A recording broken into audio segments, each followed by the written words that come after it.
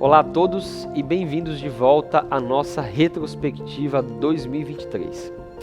É um prazer tê-los conosco novamente para a segunda parte dessa jornada reflexiva sobre os acontecimentos marcantes de nosso ano. Nessa etapa, mergulharemos ainda mais fundo nos eventos que moldaram nossa jornada ao longo do último ano. Fiquem conosco para revivermos juntos os fatos que marcaram a nossa comunidade e nos inspiraram a seguir em frente. Essa é a continuação de nossa retrospectiva que você não pode perder e promete emocionar e renovar as nossas esperanças. Vamos lá?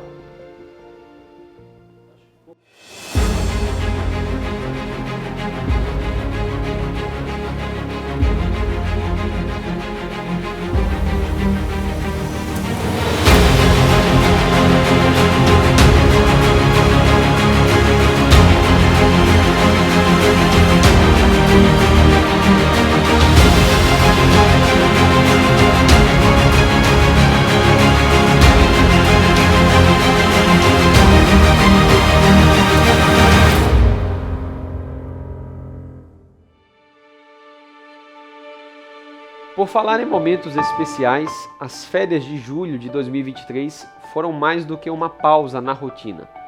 Foram uma oportunidade de conexão e fortalecimento para os promessistas. Entre os dias 17 a 22 de julho, a TV Viva a Promessa lançou uma campanha especial que ressoou com a audiência de forma extraordinária. Foi um período de intensa mobilização, não apenas para o descanso, mas também para uma jornada inesquecível. Em meio aos dias de descanso, a campanha de férias não foi apenas um entretenimento. Foi uma oportunidade para fortalecer a fé, conectar-se ainda mais com os nossos valores e estabelecer laços ainda mais fortes entre o povo de Deus. Durante essa semana, transmitimos uma série de programas dedicados a temas relevantes. Desde momentos de reflexão, descontração, momentos espirituais até dicas de lazer. A adesão e engajamento da audiência foram excepcionais, com uma alta adesão à nossa programação em todos os dias. Você participou desses dias de conexão conosco? Compartilhe nos comentários como foi esse período de férias com a companhia da TV Viva a Promessa durante o período de férias. Um sucesso enorme da nossa audiência para esse ano também foi o Promessa Game Show.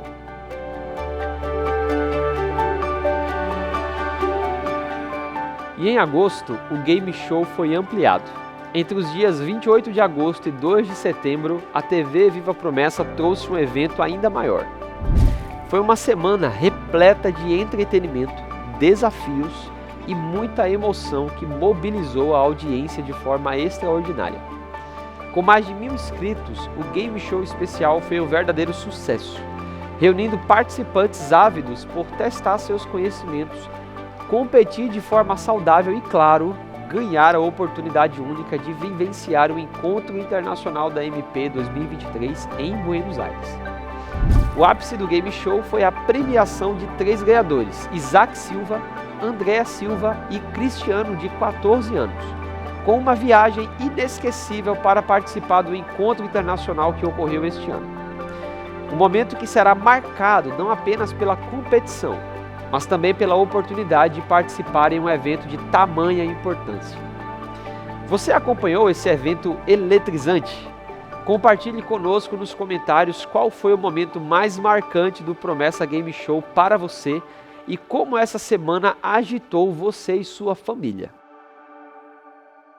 E um evento recentemente muito importante ocorreu entre os dias 12 e 19 de novembro deste ano.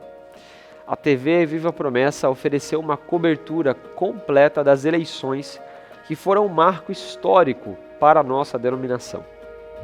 Pela primeira vez, as eleições para as diretorias regionais e gerais ganharam repercussão nacional, com toda a jornada eleitoral sendo detalhadamente divulgada. A cobertura da TV Viva a Promessa não se limitou apenas à abertura e ao encerramento do período de votação. Ela foi além, acompanhando cada fase do processo eleitoral, desde os preparativos iniciais até a divulgação dos resultados oficiais. Durante todo o período eleitoral, a audiência pôde testemunhar a importância desse momento crucial para a nossa denominação. As etapas do processo eleitoral, os candidatos, as propostas e a participação ativa dos membros foram transmitidos com transparência e imparcialidade. Você acompanhou de perto essa cobertura eleitoral? Compartilhe conosco nos comentários. Qual foi o aspecto mais marcante desse processo eleitoral e como você vê o impacto dessas eleições em nossa comunidade? Ao longo desse ano, testemunhamos um movimento contínuo de evangelismo e da expansão do reino de Deus através das nossas igrejas. Foram momentos marcantes que celebraram a abertura de novas e o alcance do evangelho em diferentes partes do Brasil e do mundo. O projeto Plantando Esperança Tajapuru ganhou um local fixo, um espaço construído às margens do rio Tajapuru, um lugar onde o amor e a fé se manifestam diariamente. Além disso, a inauguração da igreja em Paragominas foi o testemunho da expansão local, trazendo luz e esperança para aquelas pessoas. Não apenas no Brasil, além também. A abertura da igreja em Porto, em Portugal, foi um passo emocionante para levar a mensagem do Evangelho a novos horizontes e continentes. Da mesma forma, a igreja em construção no Nepal reflete o compromisso em estender a palavra de Deus a territórios distantes. Os batismos ecoaram em diferentes pontos do Brasil e do mundo, desde o Baixo Amazonas até a Convenção Norte, da Espanha a Sergipe e Alagoas. Cada batismo representou uma vida rededicada a Cristo e um testemunho vivo do poder da fé.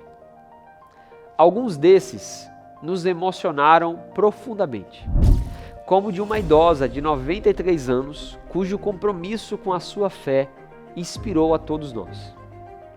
Além disso, o batismo de uma outra idosa de 78 anos, junto com seu filho, evidenciou o poder transformador do Evangelho em diferentes gerações. Como você testemunhou esses movimentos de evangelismo e de novas vidas? Compartilhe conosco nos comentários qual foi o batismo mais impactante para você e como você vê o papel desses eventos na expansão do reino de Deus, na fé e ao redor do mundo. Para encerrar a nossa retrospectiva, nós conversamos com o presidente da nossa denominação e um dos líderes globais da nossa igreja. Junte-se a nós para uma entrevista exclusiva com o pastor Adelmilson Júlio Pereira.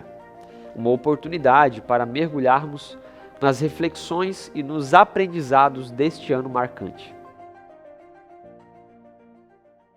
Pastor Adelmilson, seja bem-vindo aqui à nossa retrospectiva 2023, um privilégio recebê-lo, uma satisfação. Esse momento nosso aqui, dessa conversa, é um momento oportuno, né, de transição de ano. A gente reflete sobre os desafios, mas também sobre as expectativas para um novo ano que se inicia, né? Paz do Senhor. Gustavo, muito bom estar aqui mais uma vez. E neste programa especial, a retrospectiva, é para a gente olhar para o retrovisor, tudo que Deus nos deu nessa jornada de 4 anos, e especialmente neste último ano, mas também olhar para esse para-brisa, né? O que nós temos pela frente, que é 2024, 2025, enfim, o que Deus tem para a gente. Paz do Senhor a todo o povo promessista. Será um momento importante para a gente conversar sobre a Igreja da Promessa e o que Deus fez e fará em nosso meio. Por falar naquilo que Deus fez, né, sobre esse ano de 2023, na opinião do senhor, quais foram os momentos mais marcantes, talvez aí o mais importante do senhor para um ano como esse? E aí, emendando nessa pergunta, quais são as principais conquistas, pastor, para um ano tão significativo como 2023 para a nossa igreja? Eu penso especialmente, para a gente fazer esse olhar para trás, nós precisamos chegar ali até 2019. né? Qual é o cenário que nós tínhamos na Igreja da Promessa em 2019? Nós estamos encerrando um período nas convenções regionais, na convenção geral, e havia, neste momento ali final, uma expectativa, o que virá para 2020. Foi quando a gente então assumiu a liderança da igreja, a diretoria geral, enfim, uma nova equipe, um novo corpo ministerial, e o que Deus colocou em nosso coração, nós compartilhamos com o povo promessista. Essa é a verdade. Só que uma igreja como a nossa, por exemplo, uma igreja de 92 anos, não é simples você emplacar uma ideia que tenha repercussão, por exemplo, nas 26 convenções, nos outros 17 países onde a igreja está semeada. Então, é preciso uma sintonia fina com Deus. É preciso uma sintonia fina com Deus. Nós conversamos sobre os pontos centrais da denominação 2020, especialmente fevereiro de 2020, unidade, missão e avivamento. Conversamos com a Junta Geral Deliberativa, que são cerca de 113 líderes que governam a igreja no Brasil. Abrimos conversa, diálogo com os países onde nós temos convenções gerais, Paraguai e Argentina.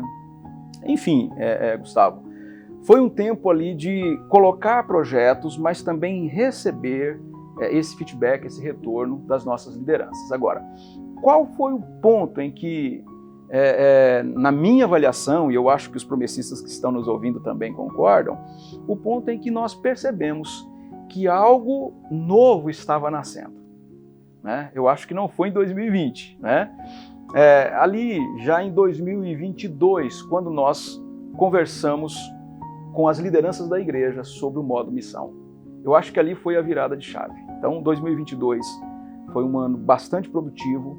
2023, muito mais produtivo ainda. Só para você ter uma ideia, os promessistas também, eu viajei 33 vezes em 2023. Então, praticamente ali de 2 a 3 vezes por mês eu estava viajando, e onde nós passamos, nós percebemos um povo que está inclinado e entusiasmado com a missão da igreja. Então eu penso que a virada de chave foi a ideia de falar sobre o modo missão, missão urgente, enfim, a missão da igreja eu acho que definitivamente entrou no coração dos promessistas aí no ano 2022, 2023, e a minha oração é que fique por muitos anos. E por falar nesses que fique, né, para os próximos anos, e nós estamos aí na janelinha aí de virar para 24, né? Uma transição de calendário, uma transição de líderes espalhados pelo Brasil. A gente, inclusive, acabou de passar por um momento importante para a nossa denominação, que foram a Assembleia de Novembro, junto das eleições, algumas mudanças. Mas para o próximo ano, 2024, na opinião do pastor Adelmilson, quais são as metas principais, quais são os planos principais para a nossa igreja? Nós lançamos pela Aliança Mundial Promessista, e para aqueles que não estão familiarizados com essa nomenclatura ou com essa sigla, a AMP, né? A AMP, Aliança Mundial Promessista, é o governo mundial da Igreja Adventista da Promessa. Brasil, Paraguai e Argentina são os países fundadores desta instituição importante, e ela fez um voo até 2032. Então, eu preciso novamente tocar no projeto 2032. Eu penso que é um projeto arrojado para a Igreja da Promessa, e ele nasce com a intencionalidade de alcançar o mundo. O nosso alvo nesse projeto é formar 100 novos pastores até 32. Ou seja, nós já estamos com vários pastores formados e temos outros em formação e outros que virão para o seminário, né? Não só no Brasil, mas no exterior também.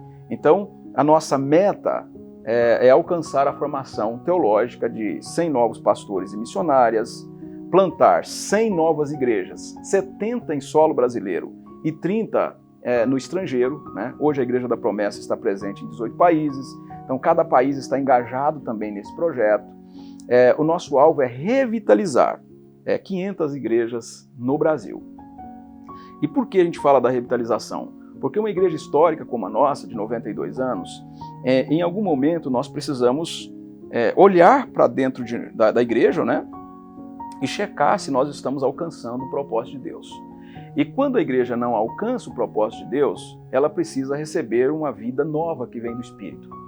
Os pesquisadores aí na área de crescimento de igreja, de revitalização, vão dizer que a cada 8 anos a igreja precisa de um check-up, né?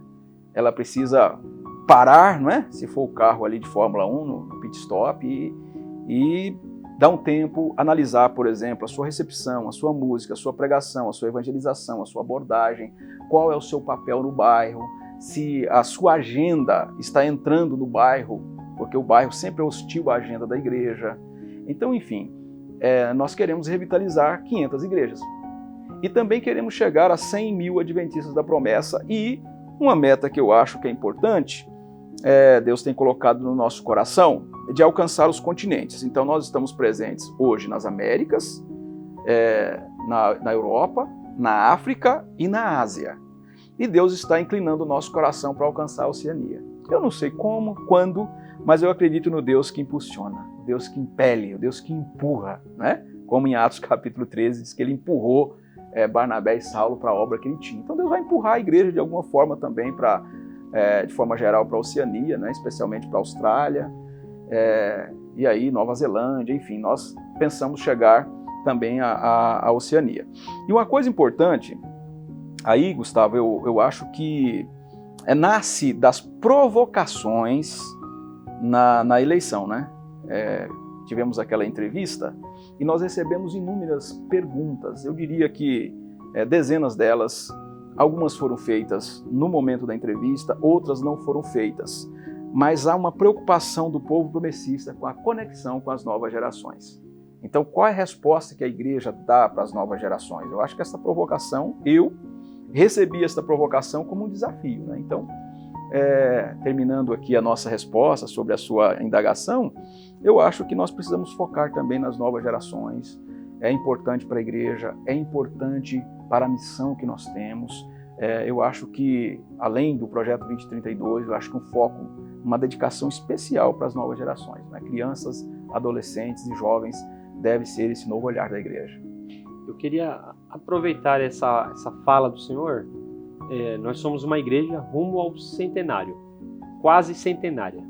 E aí o senhor está falando da troca de gerações, né? Ou da continuidade da missão da igreja, do envolvimento dela com a missão de Deus no decorrer da história geracional. Como a Igreja da Promessa se adaptou às mudanças que aconteceram, e aí pegando 19 para cá, a pandemia, e como nós podemos usar um exemplo de mudança para a gente se adaptar ao que o ano de 2024 vai apresentar para a gente aí?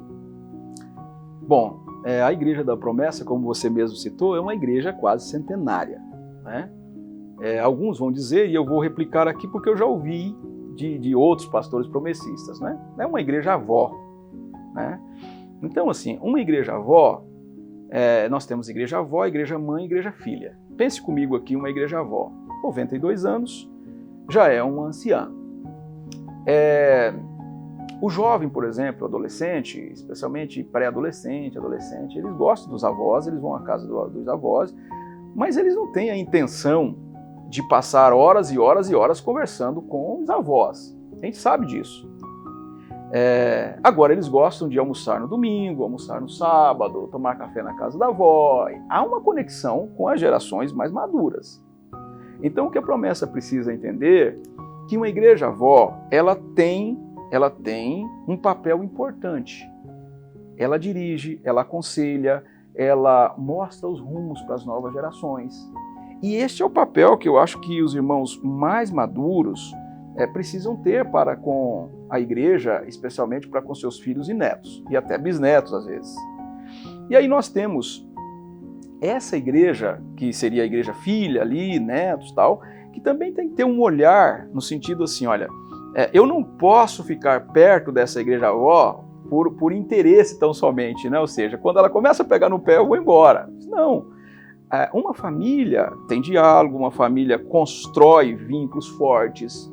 Então nós precisamos hoje da igreja avó, da igreja filha, da igreja mãe, todos dentro de um mesmo prédio às vezes, né? Então quando você fala de gerações, eu acho que é importante. Os irmãos mais velhos precisam ser considerados na igreja. Os irmãos que estão hoje com a força de trabalho, entrando na maturidade ali, precisam ser considerados. E este olhar, eu até diria, Gustavo, aí eu não sei se você que é mais jovem que eu vai concordar, um olhar de misericórdia, né? A Bíblia vai dizer que quem é forte vai sempre suportar a fraqueza do outro. Quanta coisa você já fez quando era adolescente? E Adelmilson, se eu contasse aqui, os irmãos ficariam aí escandalizados de coisas que nós fizemos, de pensamentos que nós tivemos, né? Projetos que a gente colocou no papel. Tempos depois a gente descobriu que aquilo era uma viagem. Então, assim, se aconteceu comigo, se aconteceu com você, por que não ser tolerante com um projeto ou outro que não esteja mesmo no script da igreja? Eu acho que é tolerância, é conversa, a gente consegue avançar. Nós não podemos caminhar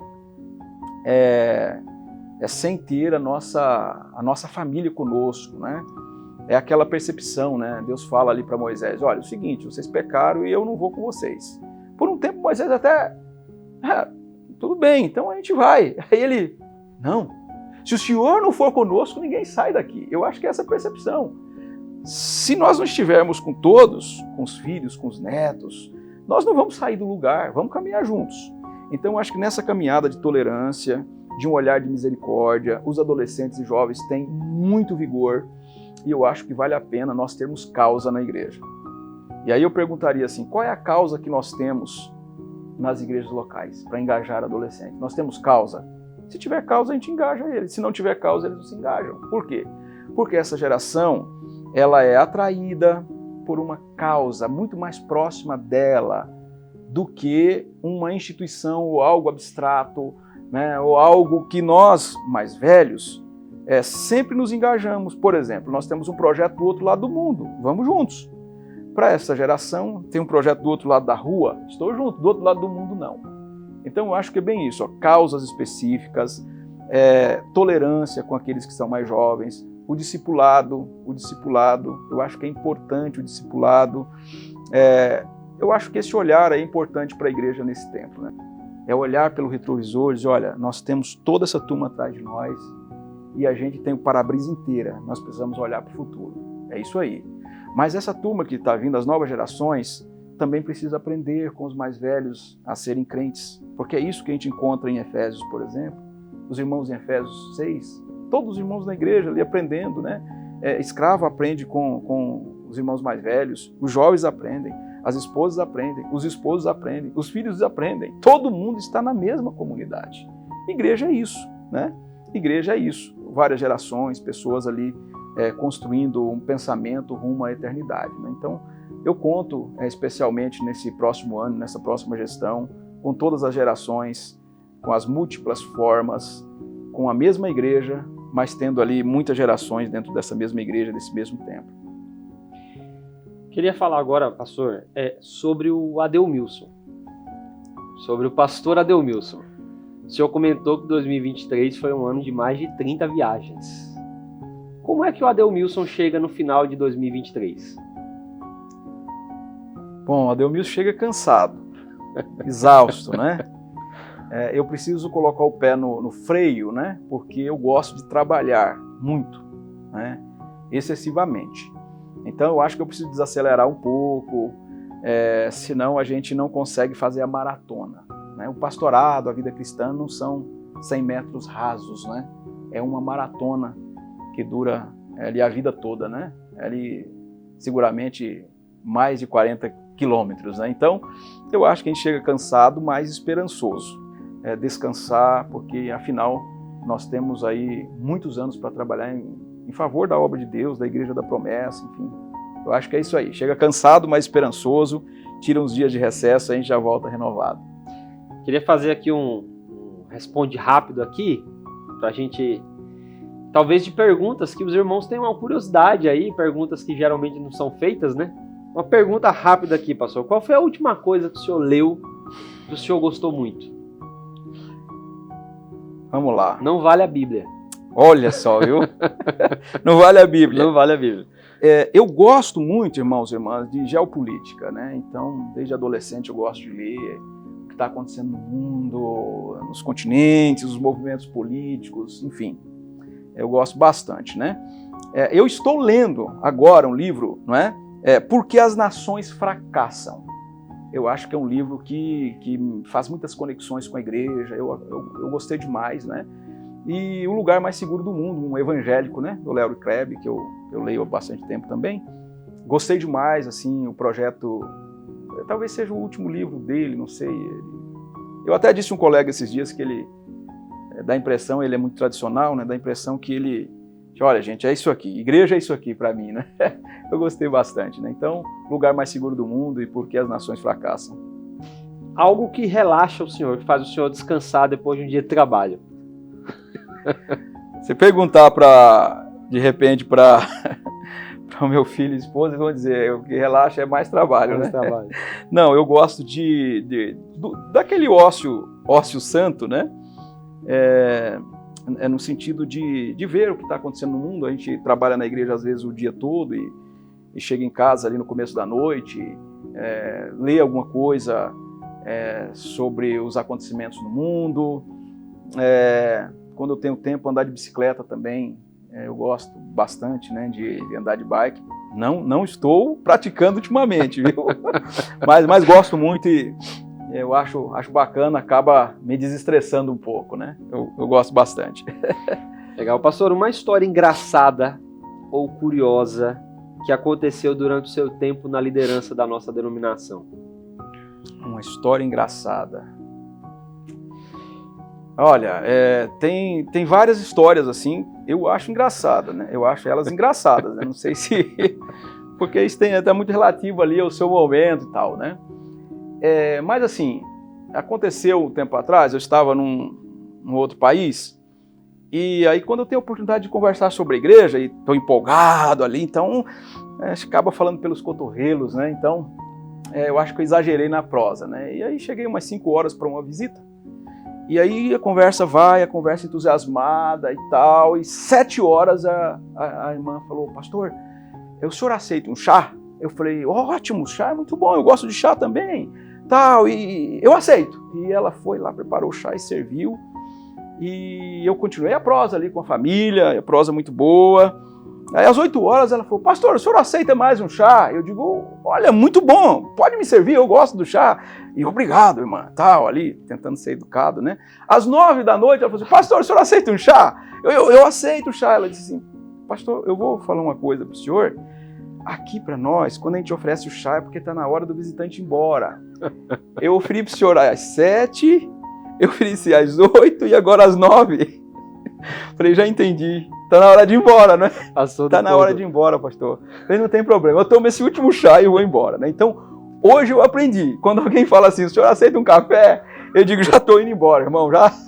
Porque assim, eu não sabia que lá o chá era mais ou menos a despedida, né? Então, para mim foi engraçado, deram risada de mim e tal. Não, a gente está só falando com o senhor, mas a gente sabe que o senhor não conhece a cultura, né? Então, por aí vai, né? Tem outras engraçadas, mas essa assim eles riram muito de mim e eu ri deles também, né? Algum promessista que lhe receber agora vai pensar se vai oferecer um café ou um chá. É verdade, porque se oferecer chá para o Adelmilson, eu já começo a juntar a mochila ali, a Bíblia, para a gente, olha, ir para o próximo compromisso, né? Pastor, existe alguma citação ou uma frase que virou um lema na sua vida? Eu gosto, é uma frase bíblica que acaba falando forte comigo, né, há muitos anos, que é Filipenses 1,6, né, aquele que em vós começou a boa obra é fiel para aperfeiçoá-la até o dia de Jesus. Então eu acho que pro Adelmilson é assim, é sempre uma construção inacabada, é sempre em reforma, mas nós temos o construtor, que é Jesus, e ele está nos reformando, está construindo em nós. Aquela passagem lá de Davi, lá de trás, né? Davi disse assim, olha, eu tentei fazer uma casa para ti, Senhor. A impressão que eu tenho é que o Senhor não quer a casa que eu estou fazendo. Davi reclama no finalzinho da vida, né? Ele reclama bastante dessa casa. E ele termina dizendo assim, olha, eu entendi que não sou eu que construo casa para ti, mas tu constróis um lar, está construindo um lar para mim, uma casa para mim que não tem fim. Davi percebe que quem está construindo o templo não é ele, é Deus que está construindo um templo nele para a eternidade, né? Eu acho que é isso, é uma construção para a eternidade que Deus em Jesus está fazendo em mim, né? Então, aquele que começou a boa obra vai aperfeiçoar esse negócio até o retorno de Jesus.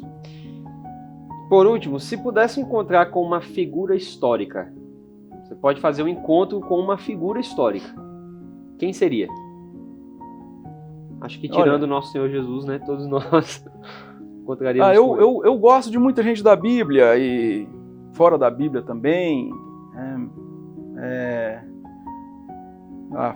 Fora ali da teologia, eu gosto do John Stott. Mas tem um cara da Bíblia que eu gosto dele, né? Entre muitos, né? Eu gosto de Barnabé, aí tem a justificativa. Eu gosto de Davi, tem a justificativa. Mas eu gosto de um cara que é Jacó. Se eu pudesse me encontrar um cara, seria Jacó. Eu acho que Jacó, todos nós temos uma partezinha de Jacó. Um cara que passa os outros para trás, um cara que mente, né? Toda a história que vocês conhecem de Jacó. Essa percepção da espiritualidade, que você pode andar errado, já andou errado como nós andamos, a gente teve momentos difíceis em família, nas instituições onde nós trabalhamos, mas a gente não perde a perspectiva que Deus está agindo em nós. E no final da vida você sabe quem é Ele. Eu acho que Jacó é esse cara que no final da vida eu sei. Então, pegando para a minha vida, se no final da minha jornada eu conseguir entender, eu sei, eu vi a eternidade, eu vi o futuro, ele existe. Eu acho que eu vi o outro lado da montanha, ele existe. Eu acho que é isso que Jacó consegue enxergar no final da jornada. Ele sabe quem é Deus e ele não abre mão dos santos propósitos de Deus.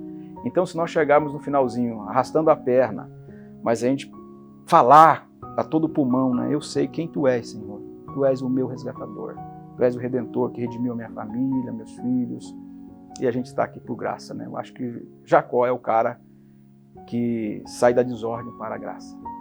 E o Ademilson é esse cara também que saiu de lá para cá, por graça e misericórdia. Pastor, obrigado por esse tempo aqui, um privilégio de receber. E para encerrar, tem uma pergunta, na verdade, fazer um desafio aqui para o senhor. Vamos retirar o Gustavo dessa poltrona aqui e colocar um promessista. Se esse promessista estivesse aqui representando todos os outros quase 80 mil promessistas no mundo inteiro, qual o desejo do Ademilson para esse promessista? Vamos lá, Gustavo. Difícil desafio, viu? Mas para você, promessista, que está nessa cadeira, nessa poltrona, eu gostaria de dizer algumas coisas para você. Não desista do projeto de Deus para a sua vida, para a sua família, para a sua igreja, para o reino. Eu gostaria de falar mais para você, promessista, que representa aqui milhares de promessistas. Eu não acredito de forma alguma que uma igreja que nasce no Nordeste brasileiro, lá em Paulista, que até hoje é um lugar simples, em uma região do Brasil simples, um povo simples, que nasce em 1932, olha, numa época extremamente difícil, o Espírito levanta essa igreja, porque ele tem um plano com essa igreja, ele tem um plano. Eu creio nisso. Nós tínhamos muitas igrejas sabatistas, várias igrejas pentecostais, mas o Espírito levanta uma igreja sabatista e pentecostal lá no Nordeste brasileiro, até confundindo as coisas grandes e sábias com as coisas simples. Deus vai fazer nessa igreja grandes coisas e você é chamado para participar disso. Você é convocado. Eu não sei se o pastor Adel verá tudo que o Senhor tem para essa igreja. Não sei. Mas eu sei que Deus tem grandes coisas. Assim como Elias, quando está ali no desafio final contra a realeza de Israel, ele sobe no Monte Carmelo e diz, olha, eu escuto o som de muitas águas. Vai chover. Não havia evidência, mas ele diz, vai chover. O pastor Ademilson escuta o som de muitas águas. Eu sei que grandes coisas vão acontecer na Igreja Adventista da Promessa. E eu chamo você para crer nesse grande sonho. Talvez eu não veja, mas os nossos filhos vão ver o que Deus está fazendo e o que Deus fará nessa igreja. Olha, nessa gestão, como sinalizando, né, o que Deus vai fazer na celebração promissista, nós faremos 4 grandes encontros pela diretoria geral. Nós vamos reunir todos os promissistas do Nordeste e dos outros lugares do Brasil e do mundo que queiram participar. Nós vamos fazer uma festa para milhares de pessoas no Nordeste. Nesses 4 anos, Gustavo. Nesses 4 anos promissista. Você está convidado para celebrar conosco. Nós vamos reunir todos os irmãos do norte do Brasil numa grande celebração, um outro ano. Os irmãos do centro-oeste, os irmãos do centro-sul, sudeste e sul do Brasil. Nós vamos celebrar. E nós faremos uma grande celebração no dia 24 de janeiro de 2032. Será num estádio, em São Paulo. Eu já estarei aposentado até lá. Mas muitos que estão nos ouvindo agora, muitos promessistas estarão lá. E eu estarei lá também. Nós vamos celebrar esse grande Deus que um dia nos tirou de lá e nos trouxe para cá. E muitas pessoas estarão conosco nessa celebração. Eu te convido, promessista, dê um passo. Vamos juntos alcançar o grande plano que Deus tem, o grande objetivo que Deus tem para essa denominação. A promessa não nasceu por acaso, ela não é fruto da ambição humana. Ela é um projeto que nasce no coração de Deus e ela vai alcançar o mundo, porque Deus é bom e a sua misericórdia dura para sempre. Eu posso contar com você? Eu vou orar por isso. Amém, pastor. Obrigado por esse tempo, um feliz ano novo. Nos vemos no próximo ano, já já. Com a graça de Deus, Deus abençoe. E assim concluímos nossa retrospectiva de um ano repleto de fé, desafios e conquistas. Agradecemos a todos que fizeram parte dessa jornada, fortalecendo a nossa comunidade, levando esperança e amor por meio de cada ação, oração e testemunho. Que os aprendizados deste ano nos guiem em direção a um futuro repleto de fé, compaixão e realizações. Continuemos juntos espalhando a luz do Evangelho e sendo agentes de transformação em nosso mundo. Feliz Ano Novo e até breve.